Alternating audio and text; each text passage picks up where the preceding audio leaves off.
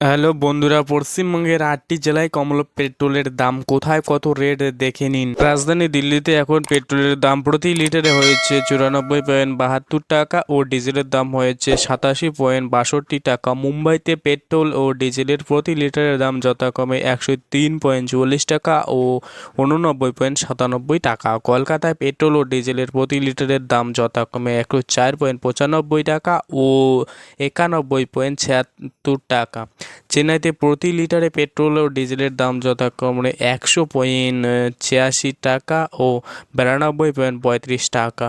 তবে লক্ষ্মীবারে বাংলার বহু জেলায় কিন্তু তেলের দাম বেশ কিছুটা কমেছে, যাতে স্বস্তির নিঃশ্বাস ফেলেছেন জেলাবাসী। আলিপুরদুয়ারে গত বুধবার তেলের দাম 106.18 টাকা ছিল, সেখানে বৃহস্পতিবার সেই দাম হয়েছে 105.68 টাকা। আর কোচবিহারে লিটার প্রতি 106.5 টাকা। দার্জিলিংয়ে তেলের দাম 104.92 টাকা থেকেও হয়েছে 104.66 টাকা। আর মুর্শিদাবাদে তেলের দাম 105.68 টাকা থেকে হয়েছে 105.81 টাকা। উত্তর 24 পরগনায় তেলের দাম 105.53 টাকা থেকে 105.46 টাকা হয়েছে। উত্তর দিনাজপুরে লিটার প্রতি তেলের দাম হয়েছে 105.86 টাকা।